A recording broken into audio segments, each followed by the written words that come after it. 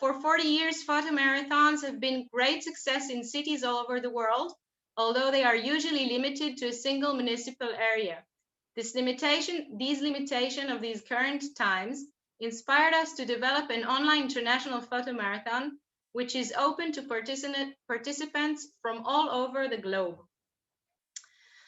The first international photomarathon will not focus on a physical space or a certain city, but rather on the theme, which is very relevant to this time, maybe more than ever, which is chaos. We invite photographers, designers, artists, and creators from all fields, which use the language of photography as their tool to engage in a creative and inspiring 24 hours exploration of various aspects of the chaos theme.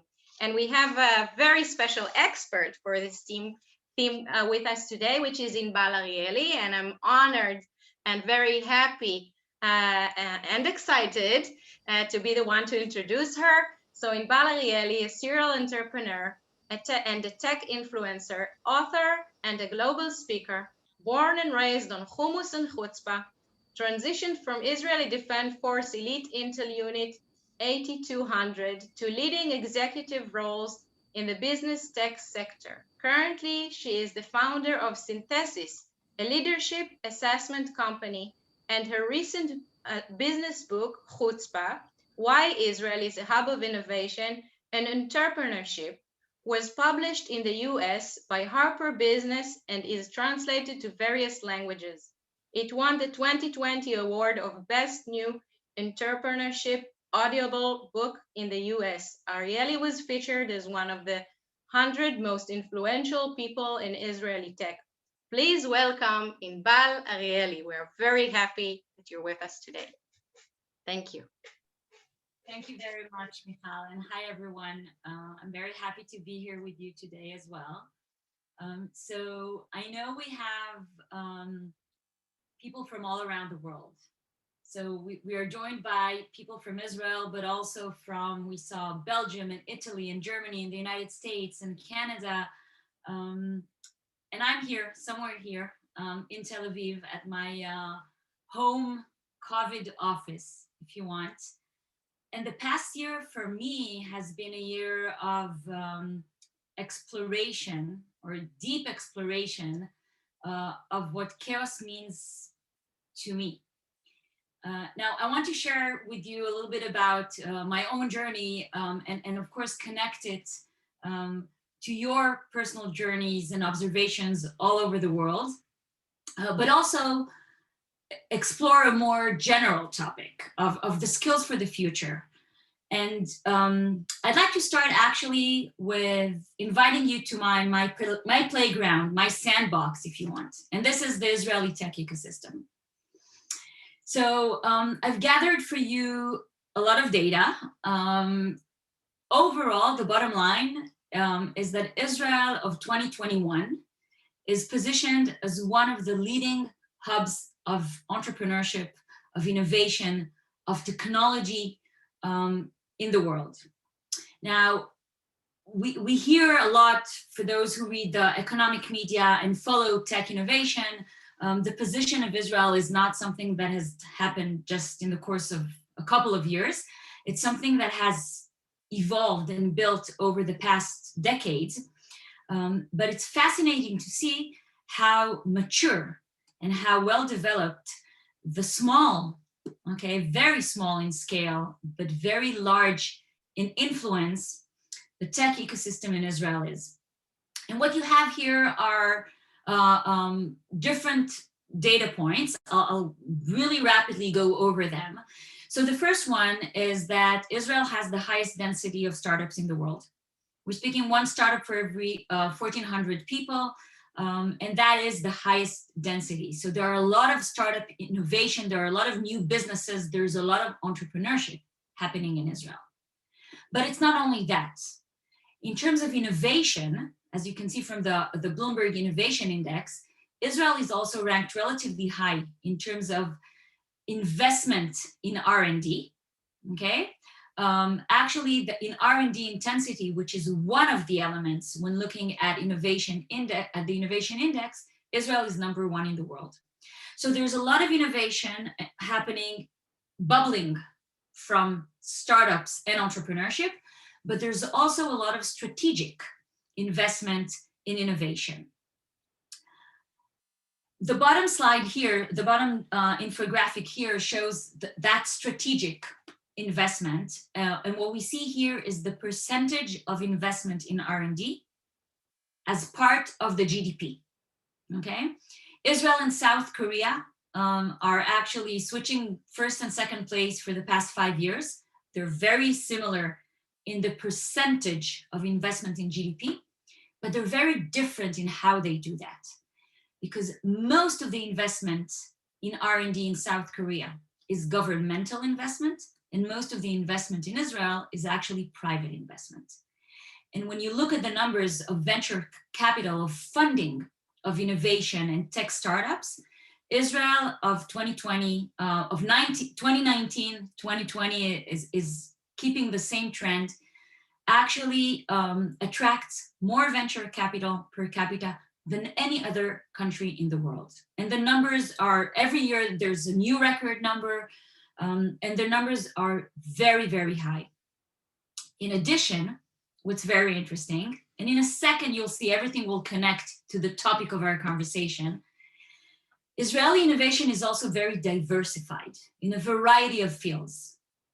So if in Switzerland, for example, innovation is focused mostly on pharmaceutical, in Israel, we see innovation in financial technologies, in e-commerce, in healthcare, in travel technology, in cybersecurity, in energy, in food technology. Any industry you think of, you will find some sort of Israeli innovation disrupting the global markets in that industry.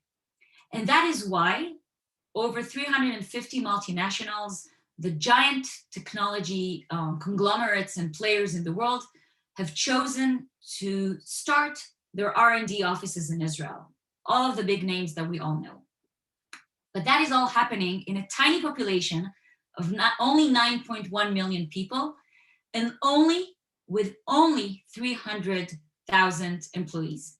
So only 300,000 employees, which represent less than 8% of the working force in Israel, are responsible for this economic engine. Now, I've been a part of the tech ecosystem in Israel for the past 2+ decades, my entire career, and I'm often asked what's happening here in Israel. But I'm also fascinated in what's happening in the world, and not just in Israel. And in my recent work, I've encountered the research that the World Economic Forum is doing around the skills for the future. And when looking at the future, well, the present actually, but definitely the next decade, we see that there is a growing need for these types of skills. For skills that are defined more in the soft skills world, rather than the hard skills that we knew from the past. Skills that are more difficult to learn at school or at university, and require more practical training, on-job training. Skills that are more complex and holistic than siloed skills. So I want you to take a second and take a look at that list of the growing skills and what would is actually the skills in demand when thinking about economies all over the world.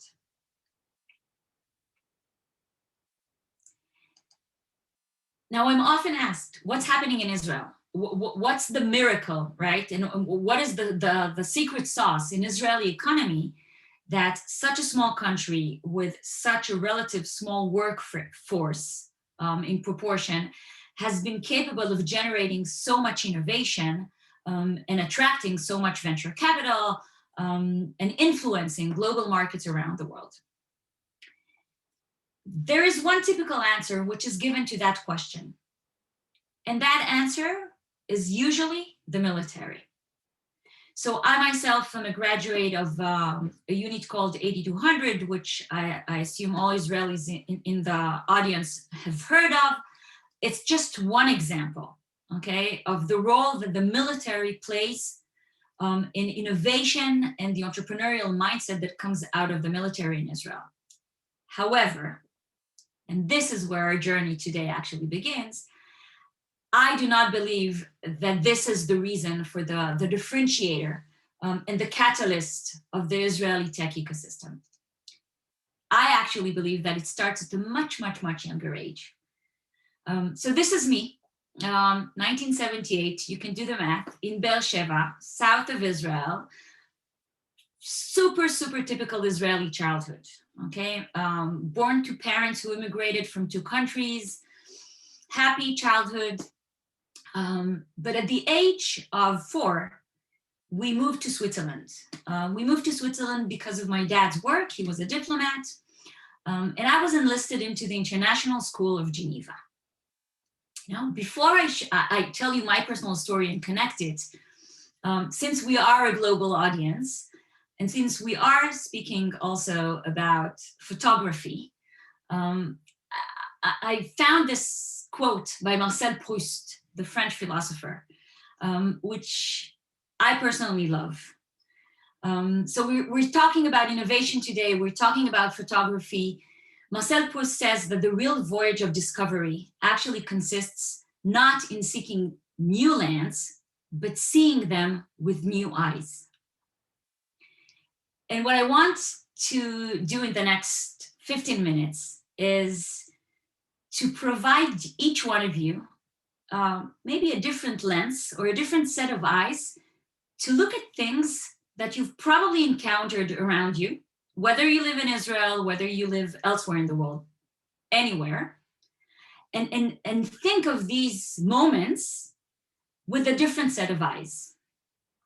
Okay, ready? Let's start. So wherever you live, you're familiar with this, right? And as a child, you immediately know what to do. Now let's go back to my story. At the age of 4, like I said, we moved from Israel to Switzerland. I didn't speak English. I didn't speak French. I was a 4-year-old, an Israeli 4-year-old. I spoke only Hebrew. But I was enlisted into the International School of Geneva, where the spoken language is in English. And my first childhood memories are actually from Geneva, from Switzerland. And I have a very vivid memory of the school teacher, the kindergarten teacher, taking me in the first week by her hand and onboarding me, orienting me in the first few days at kindergarten, and showing me everything around, introducing me to friends, introducing me to the classroom, to the cafeteria, everything. And one of the memories I have is of her taking me at the playtime to a structure that I, of course, recognized. I knew exactly what to do, the slide. She took me by the hand. She spoke French or English, I don't even remember, which I didn't understand, like I said. And when we reached that structure, she did like this with her hands, and I immediately understood. She told me to stop, to pause for a second. So I paused. There was a kid in front of me, and that kid climbed up the ladder. And then she smiled at me. Any child would immediately understand what they need to do, right? That's my cue of, okay, go ahead. So I climbed up the ladder. And then she did like this again, and I paused again, and the kid in front of me sat down and slide down the slide, and then she smiled at me. And that was my turn. And I did exactly the same thing. And it was a very pleasant experience. Again, I remember it as a very positive one. Now, in retrospect, as a mother, but also going back to Israel, I started looking at playgrounds and slides specifically in a slightly, I would say, different way.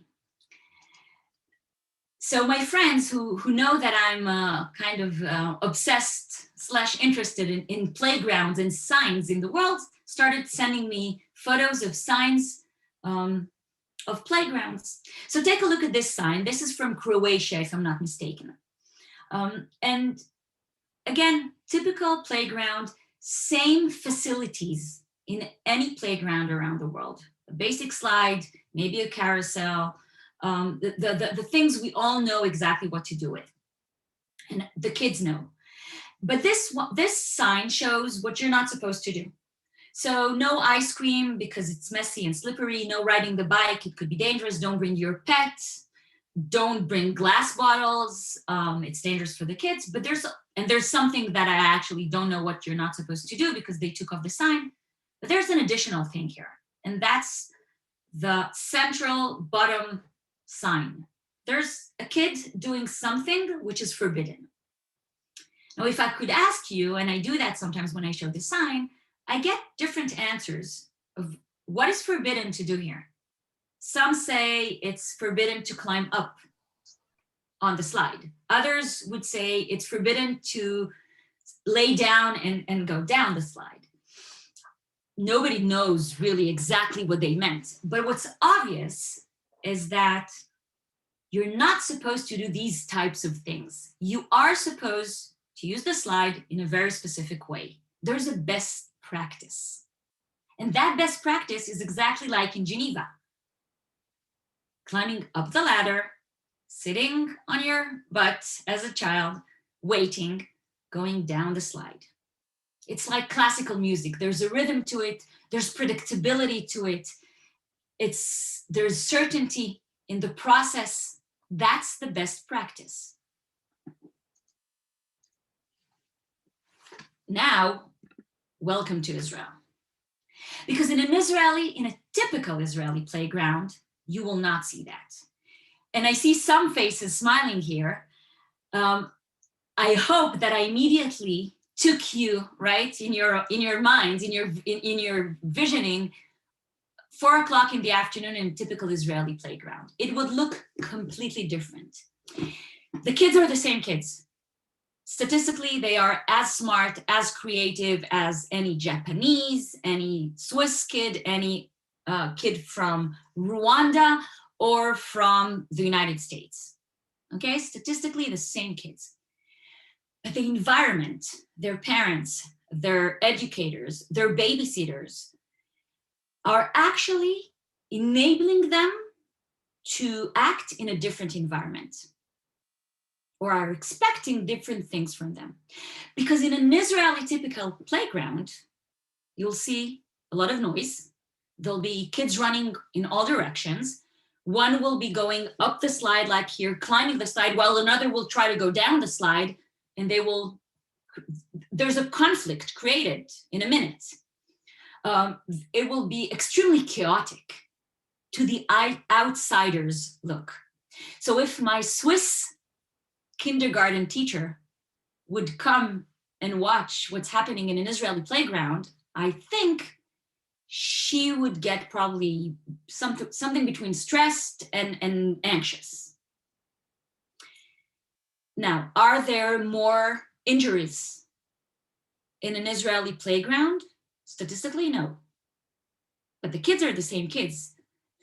So what's happening there? What's happening is that from a very, very young age, those kids learn, that there's not necessarily one best practice. There are different ways of enjoying this structure of a slide, and all of them are okay, as long as you respect each other. But what does that mean to respect? Does it actually mean that I have to stand in line and wait and follow only one procedure or process? Not necessarily. They will also learn, out of necessity, to resolve conflicts. And again, a conflict could be one kid going down and another kid coming up, and now they have to resolve that conflict. You will hardly ever see someone taking the kids by their hand and guiding them and showing them what to do, instructing them what to do. The parents would probably sit on the benches or somewhere and look at the kids, but they will not necessarily tell them exactly how to use this structure. This balagan, okay, the Hebrew word loaned actually from Russian and then Turkish, means chaos, mess. And balagan is present here in our lives in Israel in so many aspects. Now, it has its advantages it also comes with a price, for sure. And we shouldn't ignore the price. Having said that, when we think of the skills for the future, when we think of how we prepare ourselves, definitely our children, to the future and to the unpredictability and the uncertainty and the changing circumstances around them, coping with an unstructured environment and practicing your tolerance to uncertainty becomes critical. Now, the book that Michal has mentioned that I've written is a book about Israeli childhood.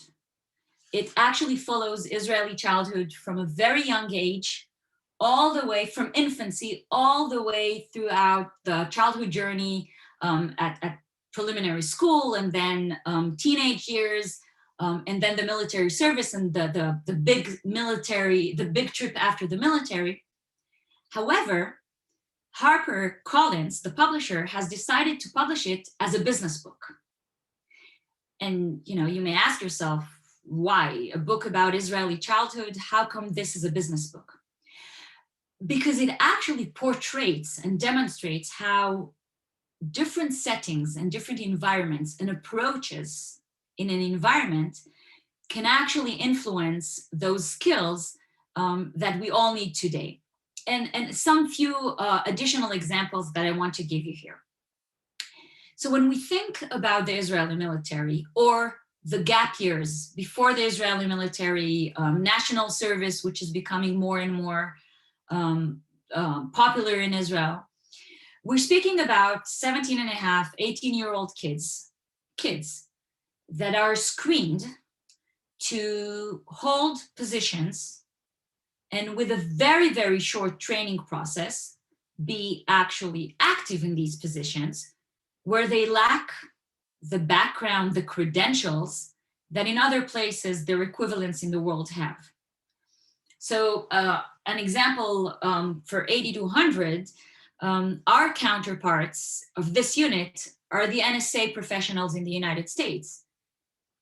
Same role, same position, same responsibility in Israel is held by a 19-year-old team leader. At the NSA will be held by a 45-year-old professional that has been doing this for their entire career. They have to perform at least at the same level, right? And of course, obviously, this 19-year-old, 18-year-old doesn't have the relevant experience, the past accomplishments to prove they're fit for this position. So one first very interesting thing that's happening is that we focus, even without being aware of it, our screening processes on skills and potential rather than knowledge and past experience. Now, when you think of the future of work, this is exactly where we're going, because we're seeing more and more transition of talent between one industry to the other. We see more and more people transitioning within the same industry, even in different positions. And we see more and more talent skipping educational phases and immediately going and joining different organizations on on-the-job training. The ability to focus on the potential and the skills, and more than anything, their learning capabilities, enables that talent to actually perform even if they lack the traditional credentials. Another interesting thing that we see is the fact that the more you are familiar with an environment that is changing around you, that is uncertain, the better you strengthen your capability to deal with uncertainty. In Israel, our kids have spent one summer in a shelter because of rocket attacks, and then the second day they will immediately go and play with their friends. Uncertainty is all around us for many years and is embedded in our way of living. creates a very agile, mindset. I think there's someone who's not on mute, which adds fun to the conversation and uncertainty, but okay, thank you. So being capable of coping and applying an agile mindset is a result of how much we practice this capability. Because as human beings, our comfort zone is with certainty. It provides confidence. The more we actually are facing on a day-to-day basis changing circumstances, again, it's just like strengthening muscles. Now, of course, when we think about the past year and the crisis that the entire world has faced, and the fact that no one has the answers of what's next and what will happen and what are the results of the vaccine, or what are the what's next in terms of the the variants of the COVID-19. No one has the answers. Puts a lot of people in stress because they're used to trusting in the world around them to provide them some sort of answers. Now, the more you are capable of coping with uncertainty, the more agile you are in reacting and adapting to that. Another interesting element is how we cope with limited resources, but actually try to achieve very big challenges. It's just like bootstrapping, right? It's just like a startup that has very limited resources, but has a huge dream. Because if their vision is very small, no one would join their dream. They need to have a huge vision, a moonshot idea, but they have very limited resources to achieve that.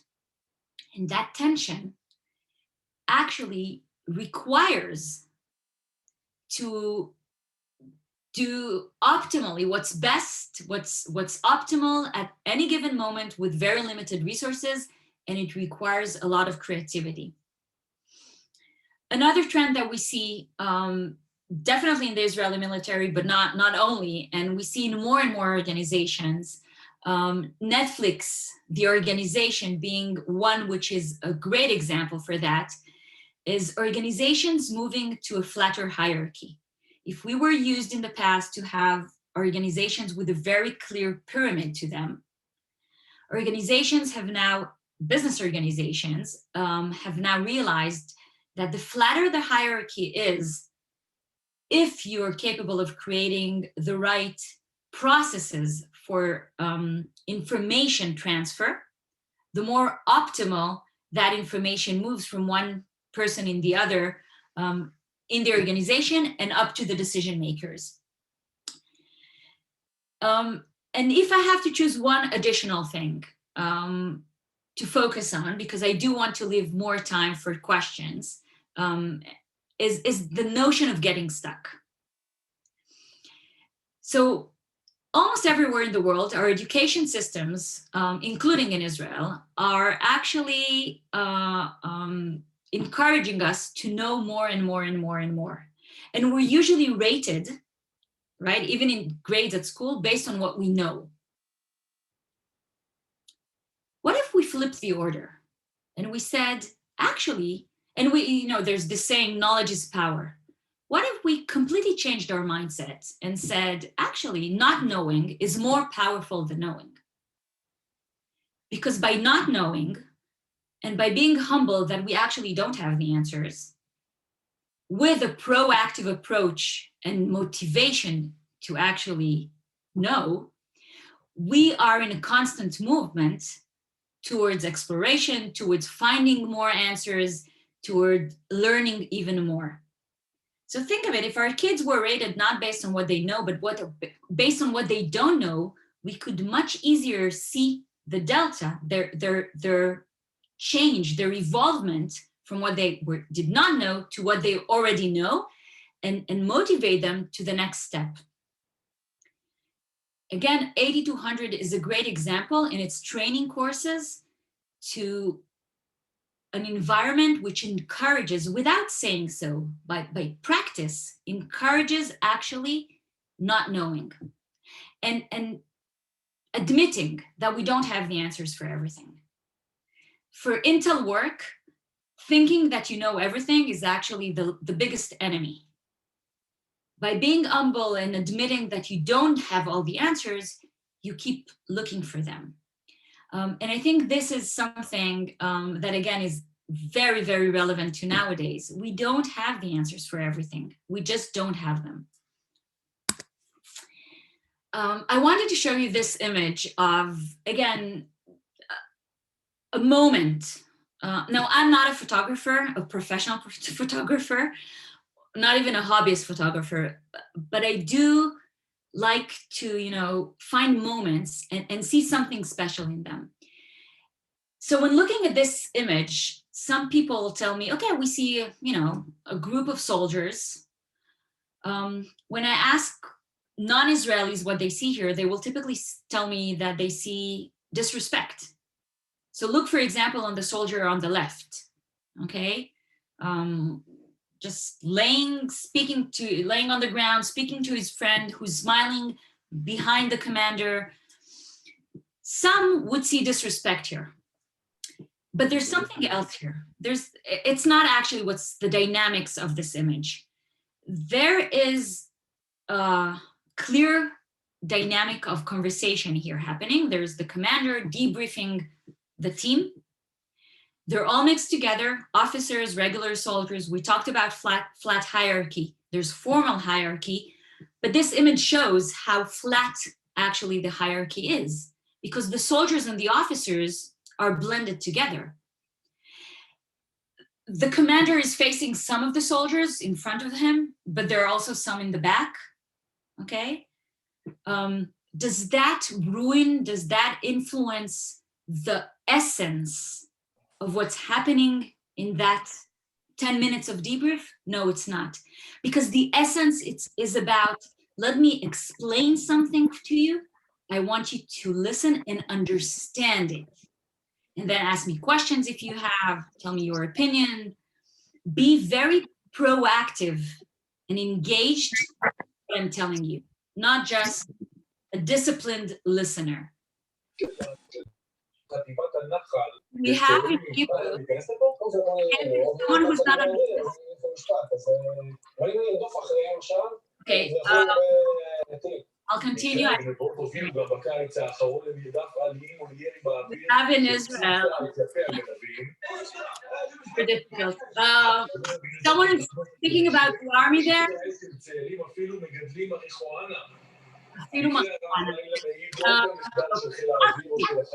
So thank you. Part of the research I did on the book was about words and expressions that we use. And I've tried to, like balagan, try to go back and see those expressions that we use, what is their origin and how that word came into the Israeli language. A very beautiful example, I think, is this example of Rosh Gadol. Now, let's start with English, not Hebrew for a second. If I'll tell you you're a big head in English, it's an insult, right? It's someone who's arrogant, who's full of themselves. You don't want to be friends with someone who's a big head. Grosse tête, in French, same thing. But in Hebrew, Rosh Gadol, which has the exact same meaning in terms of literal translation, big head, Rosh Gadol, actually means something which is very positive. It's someone who's doing more than they're expected. It's someone who's is confident in taking decisions, in taking responsibility, in doing more than just their own roles and responsibilities. Sometimes stepping into someone else's world, but they're being Rosh Gadol. They think big, but they don't just think big, they also act according to that vision of theirs. And surprisingly, this expression is actually an expression that originated in the Israeli military. So the place where you would expect as a military organization you could expect to be very formal, hierarchical, disciplined, structure, following commands and orders, is actually a place where being Rosh Gadol is encouraged. And these are the role models. The ones who will be chosen for officer schools are the ones who have experienced and exposed their Rosh Gadol thinking. It's very unique, but that's what we need when we think about the future. We need people who are actually proactive, taking responsibility on their journey. Now I want to go back to this slide of the skills for the future, the World Economic Forum. This has nothing to do specifically with Israel, right? I just wanted to give you some examples on how creating the right environment, creating the right dynamics, and looking at situations in a different set of eyes can actually surface these skills. So when we look back here, analytical thinking and innovation, active learning, creativity, originality, complex problem solving, critical thinking, et cetera, emotional intelligence. These are all skills that I believe are actually embedded to some extent in all of us all over the world. We all possess them because as children, everyone around the globe had them. Now, the question is, do we foster them? Do we strengthen them? What stage do we give to them? And how do we bring them and use them in our daily lives? Another Hebrew word or expression, which actually also has a lot of criticism to it, is the notion of Yeh Beseder. Yeh Beseder, everything will be okay. But Yeh Beseder is typically not just, things will be okay, we'll trust someone else. Yeh Beseder means things will be okay, but we are responsible for making that change or that movement towards making things okay. I'm not optimistic because I think that others will take care of me. I'm optimistic because I trust myself and my capabilities to create that change. And I wanted to finish with this photo. So this is my family, 4 generations, again, typical Israeli family, okay? And when I speak around the world with the book, so the book has already been translated to several languages in Asian countries, and I give talks all around the world to business corporates. I try to find something a little more, formal, right? Than showing a Photoshop that I did to my grandmother's skirt, something more in the lines of this image. But I don't have something like that. And I don't have something like that, not because this is a family which is distant from us. I assume that this family is as loving, as caring, as nurturing, as talented as my own family. It's our identical family somewhere else in the world. And we're actually doing the exact same thing. We're pausing for a moment in life to show our love and affection and to capture a memory, right? For the future. So same purpose, assuming it's the exact same family and same dynamics, but a completely different way. Here also, everyone's looking at the camera. This is a 4 generation coming together to take a picture, a family picture. But this is the essence, if you want, of the Israeliness chutzpah, that together with it captures, in my opinion, a lot of the skills that are required for the future, and that I hope that in many other places around the world, we'll see more and more of them. And with that, we're exactly on time to stop sharing my screen with you, just a second, and taking your questions. I hope you can, yes.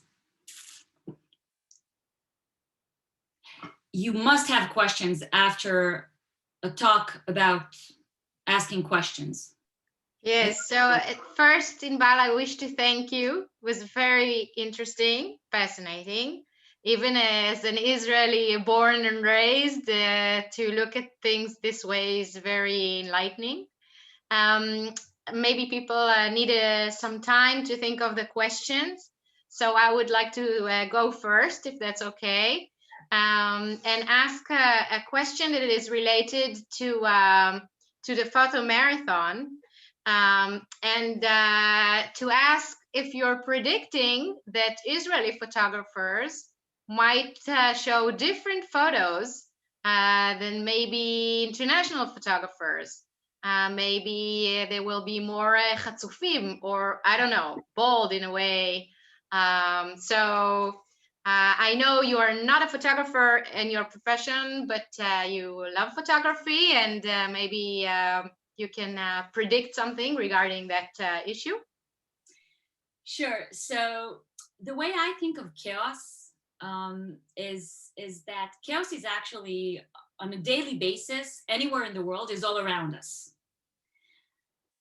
I think the difference is that a lot of people disregard the small chaotic things around them because they look for order. While for others, chaos is actually, like a playground for creating new things, a new order out of chaos. And so I'm not sure that we'll see a specific difference between Israelis and non-Israelis. I think we will definitely see through the images some photographers who look at a different type than chaos than others. And that's what I'm mostly curious about. What will chaos mean? Okay, what types of chaos will we see? Thank you. Okay, so it's time for questions from the crowd. So if you have something to ask, then speak out or write on the chat, and I will ask for you. We don't get a chance to have Inbal with us every day, so as we say in Hebrew, lo kol yom purim. So please feel free. Let's take another minute to see if, oh yeah, I have a question about the marathon itself. Sure, we would love to answer. Of course, feel free. Is there a certain genre like street photography, or because the topic is chaotic one? Okay, yeah, so the topic is chaos, but you will get actually different missions or challenges, 6 challenges during 24 hours. And each of them will take one of the principles that Inbal just started mentioning. And maybe you can say a few words about the 6 principles that we chose. You will, as photographers, will have to answer the challenge in a creative way. We are very open and very curious to see what you're going to do. It can be street photography, it can be portraits, it can be whatever, studio, whatever you feel like that is relevant to the exercise or the challenge that we will ask you to answer to. And please surprise us. That's the whole thing. So Inbal, would you like to say a few words about the 6 challenges maybe? Yes, sure. So we picked 6 challenges that somehow communicate, each one of them with the large topic of the skills for the future and chaos within it. So the first one naturally is embrace uncertainty, okay? And how we're looking at uncertainty and the opportunities that we can actually each see in uncertainty. The second one is about daring, and I don't want to reveal too much, of course, because that's part of the idea of the challenges, is about daring to fail and looking at mistakes and recognizing them and not being afraid of them. The third is about challenging the obvious and looking at existing situations and or elements that are very familiar to you, but in a completely different way. We have a challenge about asking questions and not knowing. we have a challenge about collaboration, and bringing worlds together. And we have a challenge about being proactive and doing and acting and transforming into this digital new world that we all live in. So these are the 6 elements that we'll touch upon. And each one of them at the Photomarathon will be more specifically defined. But to the person who asked this question, part of the marathon and part of the idea is, of course, not to be too specific, right? Uncertainty and chaos is about also having some sort of loose borders. So we want you to surprise us. Okay, and we have another question. I hope I'm translating it correctly. And we have a participant here with us asking, how do you translate the soft skills that you mentioned into knowledge in order to be able to apply them to different fields of knowledge or fields of activity or different people? Okay, perfect. So that translation, that bridging, is of course what most people are, interested in. So what do I do with that, right? How do I implement that? So if I had to give you an analogy, and since we are now in a conversation a little bit about analogies and images, I think you should think of it just like you go to the gym. So I don't know exactly who asked the question and what sport you like, okay? But if you're a basketball player, you use mostly a certain set of muscles in your body. If you play soccer, you use also, some of the muscles would be similar, some would be others. And if you're a swimmer for a hobby, then you use a completely different set of muscles. Now, your body anatomy, okay, the origin body anatomy that you have and a swimmer has and a basketball player have is more or less the same. The same amount of muscles, the same structure, right? Due to practice and inclination and tendency, one fosters and strengthens a certain group of muscles more, and the other chooses to strengthen another group of muscles. That's exactly how I think of the soft skills. So before knowledge even, it's a matter of practice. It's a matter of awareness, of knowing that they are somewhere there. You just need to train them and to nurture them and to use them more. Now, if you do that while you also get more knowledgeable, okay, on techniques, on best practices, that's great. But knowledge without actually using these soft skills will not be sufficient. So I think the focus is about just being aware to them and starting to use them on a regular basis. And there are then techniques for each one of them on how to do that. But before everything else, it's a matter of awareness. Okay, thank you. Wow, you had a really good answer to a very fluid question. So here comes another one. Yeah, okay, you're right. Okay, so this will be our last question for this evening, and it's a philosophical one. I think you would like it. And the question is, as an Israeli, the person who wrote it is Israeli, is the Israeli chaos culture, which became kind of a norm in your mind, is a solution to other norm behavior, or is it the balance between different ways of perspectives? So, of course, there's always a balance needed, right? But it's like a double sword, swan. Like, if you can't expect to be extremely creative and innovative and at the same time follow strict rules. It just doesn't happen together. So the balance, the tension is like you know, a weighted average formula where all the elements need to exist, but the weight that each element has varies from either from one situation to the other or from one environment to the other. So what's right for Israel, for example, is not necessarily the right balance for a country like the United States in terms of scale. What works well here would not work there. What's right for an early stage startup is not necessarily the exact same formula that would work for a company like Intel. What's right for I don't know, the pharmaceutical industry is not necessarily, again, the same exact formula than for e-commerce.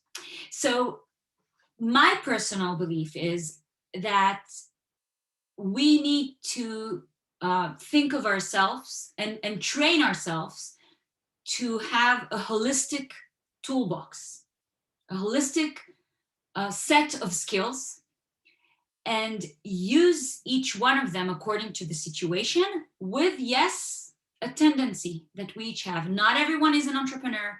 Not everyone, you know, is extremely creative. That's fine. But any person should, in my opinion, thinking about the future, use a certain weight of these elements. And yes, when I, you know, when in typical days, when I go into my car and I drive in Israel, in Tel Aviv, where I live, I sometimes say, I wish I lived in Switzerland, right? But then I remember that it's very difficult to, on the road, be extremely disciplined, extremely strict, and then come to the office and disrupt with new technologies and innovation. So there is a balance. And I think the most important part of the balance is respecting each other. And that's something that we should definitely, you know, be everywhere in the world. Well, we saw what happened in the US, what's happening now in Israel. Be more respectful to each other. And then I think each country, each community, each person would find their own balance. I hope I answered your question. I don't have a formula, by the way. I think no one has a clear working formula for this. Thank you very much, Inbal. We had a great time with you. It was fascinating. Again, thanks.